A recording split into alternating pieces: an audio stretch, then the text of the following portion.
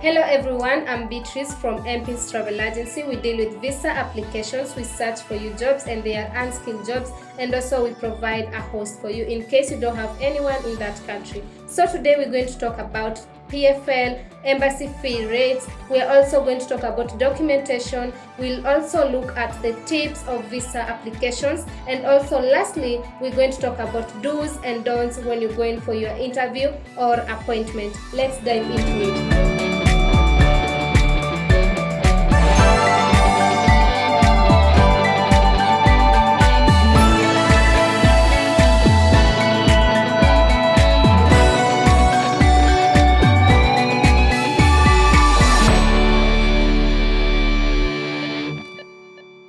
Planning to start your visa application, let me tell you on how you're going to smoothen that visa application process.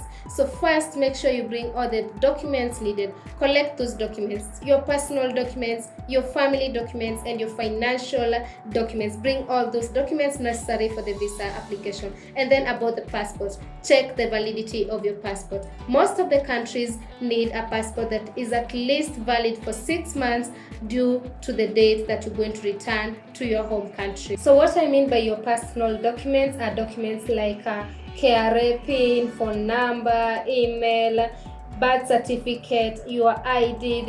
If you have educational documents, you bring travel history. If you have it, for some of the countries you'll need a travel history, you also bring it. And then guys, what I mean by family documents are documents like your parents' ID, siblings' ID or birth certificate. You'll also bring your spouse's ID if you have a spouse. If you're married, you bring your marriage certificate. If you have a kid, you bring the kid's ID or birth certificate. With the financial documents are documents like your bank statement. Collect your bank statement from your bank, okay? And then also you'll need your logbook if you have it, title deed if you have it, work or recommendation letters if you have them, you can bring them. And also if you own a business, bring all the documents to show that you own that business. That is your business documents. Once you've collected all those documents, we'll now proceed to the next step, that is the documentation part of the visa application.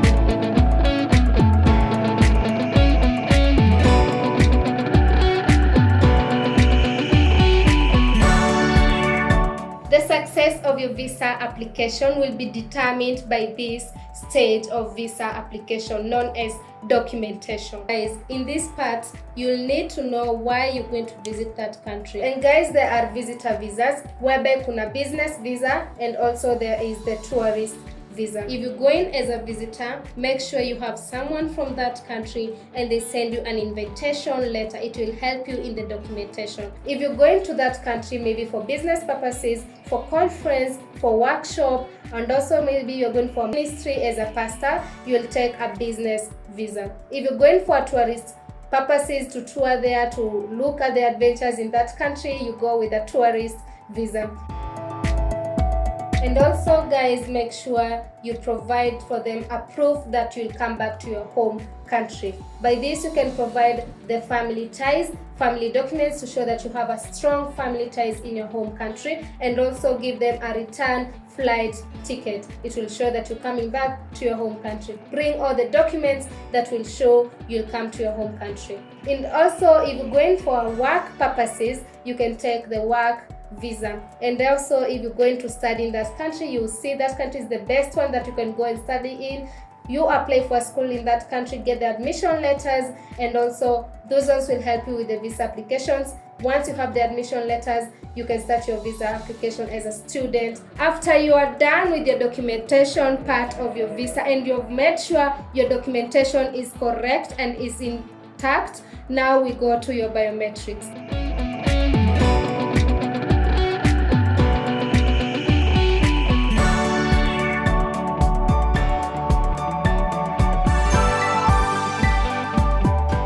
For the biometrics, you must know the embassy fee according to the country that you're traveling to. Is it Canada? Is it USA? Is it UK? Is it Australia or Schengen countries? make sure you know the amount they charge. And also, if the country that you're traveling to, they need for you to go and do an interview, you'll need to book an interview appointment whereby there's some fees that they charge for that. So check the fee that they charge for that. For most countries, when you're going for your biometrics, you'll need your ID.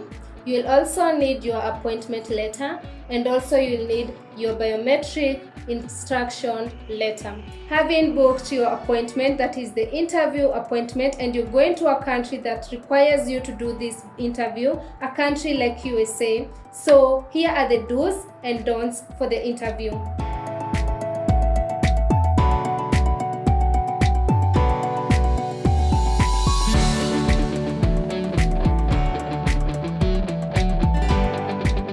Firstly, dress properly when you're going for that interview in a decent way, and then arrive earlier than the appointment time. That is, you can even arrive 30 minutes before your interview appointment. And then when you meet the visa officer, make sure you are confident, you're smiling, look at them at eye contact. Make an eye contact when you're talking to them, when you're giving them explanations, when you're providing the documents that you're supposed to provide to them. And also, guys, about the documents, make sure they are well arranged and they are all available in a file. Zieke tu vizuri. Make sure they are well arranged in a file. On the things that you're not supposed to do when you're going for your interview. Firstly, don't arrive late. Don't bring torn documents. Don't also go there and feel that you are anxious, or show the officer that you are anxious, or you don't know what you're saying. You're there murmuring and also using words like using also words like I guess.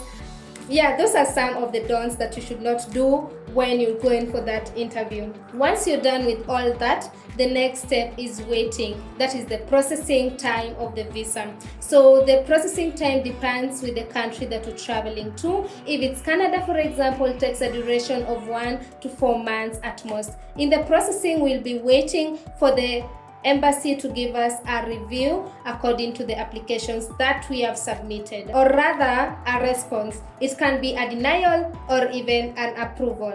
In between the processing time, the embassy might need more information and clarification from you, and that's where the PFL may come in. You may get a PFL, commonly known as Procedural Fairness Letter. This is a letter that you're given because there's some documents that are missing in your application, or there's no clarifications in the documents that you submitted. Giving an example of maybe Canada, they have given you that PFL.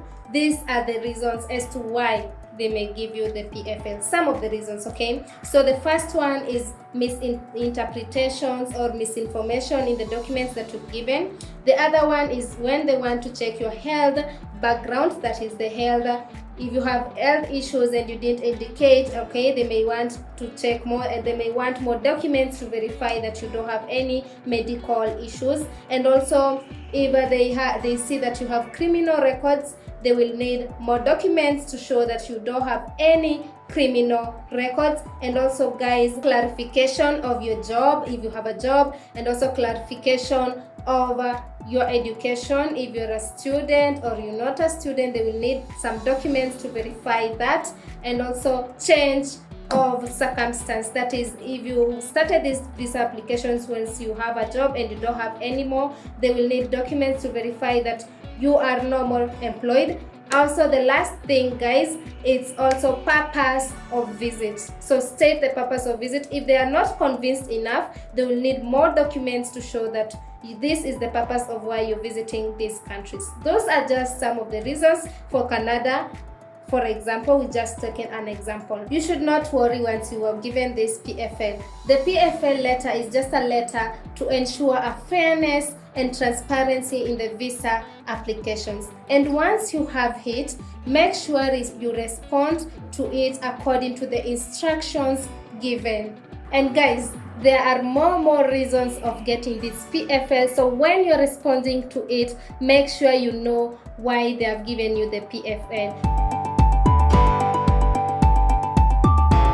Follow all our social media platforms at Empins Travel Agency, and also our YouTube. You subscribe to our YouTube channel and also turn on your notification to get all the amazing videos that we'll be posting on traveling. Hope you've learned something from this video. I'm Beatrice from Empins Travel Agency, and guys, we offer a free consultation when you come to our offices. We are located at View Park Towers, 13th floor in Nairobi, and Nyali Center, ground floor in Mombasa.